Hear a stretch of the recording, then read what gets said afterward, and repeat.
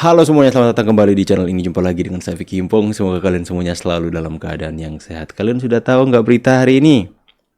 Roy Suryo, Diva, Rizal Fadila, Kurnia, Rismon Sianifar lagi ngadu ke Komnas HAM. Pengecut. Mereka mengatakan bahwa Pak Jokowi katanya melanggar undang-undang nasional dan internasional, yaitu PBB. Aduh. Mereka mengatakan kami mau berlindung, minta perlindungan kepada Komnas HAM karena Pak Jokowi akan melakukan kriminalisasi.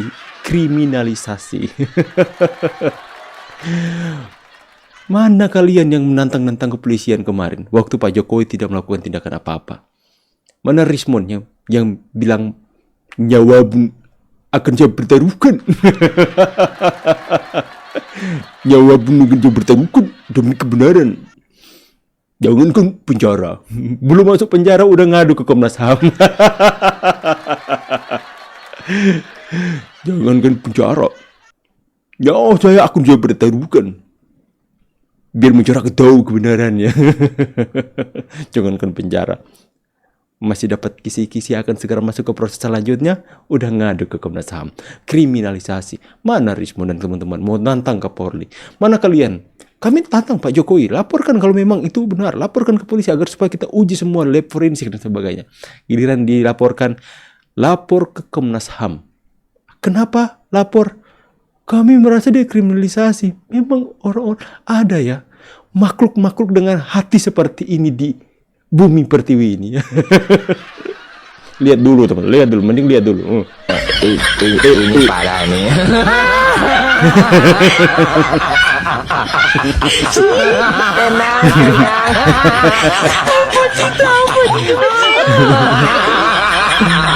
Itu yang cocok sama mereka.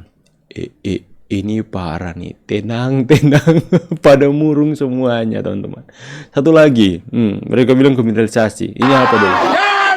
Gantung Jokowi, sekarang juga. Meanwhile, murung pace di hook.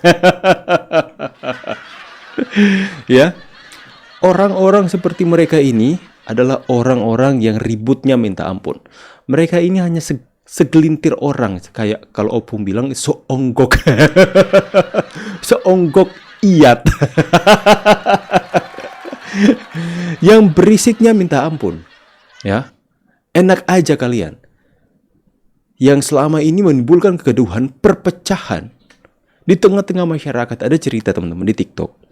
Seorang kernet mobil diturunkan sopirnya karena mereka berdebat soal ijazah. Itu kan terjadi perpecahan antara sopir dan kernetnya. Kernetnya membela Pak Jokowi, diturunkan di tengah jalan. Aduh, itu kenapa? Karena manusia-manusia begundal ini teman-teman. Ini mereka ini. Karena mereka yang menciptakan kegaduhan, menggiring opini-opini di tengah-tengah masyarakat. Sehingga masyarakat terpecah.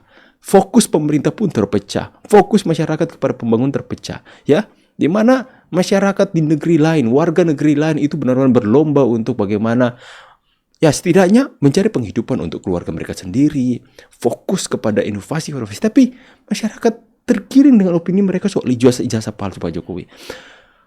Enak aja kalian menuduh Pak Jokowi ijazah palsu, memfitnah, merendahkan serendah-rendahnya, sampai membuat kegaduhan, datang ke UGM, kacau-kacau di sana, datang ke rumah Pak Jokowi. Lantas kalian ketika Pak Jokowi ambil tindakan melaporkan, ngadu ke Komnas HAM.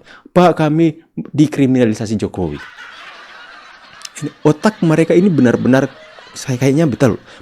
Ini Pak Purnomo, Pak Purnomo. Pak Purnomo banyak pasien, Pak. Jangan benar apa yang dikatakan Pak Ade Armando. Oh, ini segelintir orang-orang yang memiliki kelainan jiwa, teman-teman. Sakit jiwa. Ya. Mengadu ke Komnas HAM. Mengatakan bahwa Jokowi melakukan kriminalisasi. Kami ini tersakiti. Tersakiti itu. Ya. Ada ya orang dengan kapasitas hati sejahat mereka ini, teman-teman. terlihat yang paling seolah-olah pahlawan nasional yang mau rela mati demi kebenaran, ya, hanya untuk mengkompor-kompori pengikut-pengikut mereka, ya, kaum clickbait ini, teman-teman. Yang kemudian, teman-teman, ketika diperhadapkan dengan proses hukum yang sesungguhnya, kalian lihat kan kemarin di Inews, Roy Suryo paniknya minta ampun, paniknya setengah mati ketika adu argumen dengan pengacara Pak Jokowi, itu Mas Yaakob. Itu terlihat kapasitas mental kejiwaannya itu, siapa yang sehat, siapa yang enggak. Kalian udah nonton belum? Ini Rakyat Bersuara. Ada Roy Suryo itu, apalagi yang si Tompel ini. Siapa itu? Kosi Konidin. Kosi Konidin. Seolah-olah dia, ayolah Pak Jokowi, tunjukkan ijazah. Ya, enak aja. Mereka menuntut Pak Jokowi, kan ribut. Jokowi tunjukkan saja ijazahnya. Apa kalian pikir ketika Pak Jokowi nanti misalnya terbuka nih di pengadilan menunjukkan ijazah, apakah kalian yakin mereka bakalan percaya? Enggak. Karena dari awal saya katakan, mereka ini adalah kaum yang bukan mencari kebenaran. Mereka adalah kaum yang ingin mencari pelampiasan untuk menyalurkan kebencian mereka. Hati mereka ini sudah dikuasai oleh kebencian, sudah disetir oleh dendam, sudah dikuasai oleh iblis kalau perlu saya bilang. Ya, teriak-teriak kan. Kalau memang kalian yakin, seyakin-yakinnya bukti yang ada, siapkan bukti. Mana Ela. Mana digital forensikmu, Rismon? Mana? Siapkan dong. Katanya kamu siap di pengadilan, siap dilapor. Kenapa ke Komnas HAM beramai-ramai? Aduh, nanti kurang puas nelapor ke Posyandu. Aduh, inilah. Jadi dari sini kita bisa melihat sebenarnya mereka ini hanyalah segelintir orang yang kalau tidak diladenin ributnya minta ampun. Yang kalau tidak dilayani setiap congor mereka bakalan semakin hari semakin liar, ya teman-teman. Ya, mereka kan pikir Pak Jokowi selama 10 tahun, Pak Jokowi dulu aja ketika dilaporkan difitnah sebagai PKI, dikatakan sebagai antek asing, Pak Jokowi dikatakan ini dan itu, kan Pak Jokowi dulu nggak melawan. Kita hajar aja terus, kita fitnah dia terus, kita benar-benar bikin sesuatu yang menggaduhkan Indonesia. Toh juga Pak Jokowi nggak bakal melayani. Memang awalnya Pak Jokowi nggak meladeni, karena mungkin bagi Pak Jokowi mereka itu apa sih? Sampah mungkin, ya teman-teman. Ya, mungkin seperti itu. Pak Jokowi nggak meladeni. Tapi momen, detik mereka sudah terlalu liar, sudah kelewat batas. Pak Jokowi mengambil keputusan untuk bertindak. Pak Jokowi sempat mengatakan kepada Bu Irma kemarin, teman-teman. Pak Jokowi bilang, saya ya silahkan kalian mau tuduh apa-apa, fitnah, saya nggak akan. Tapi jangan sampai keluarga saya, anak, istri, atau cucu itu disentuh secara fisik. Atau bahkan rumahnya dilempar batu atau rumahnya dibikin kacau.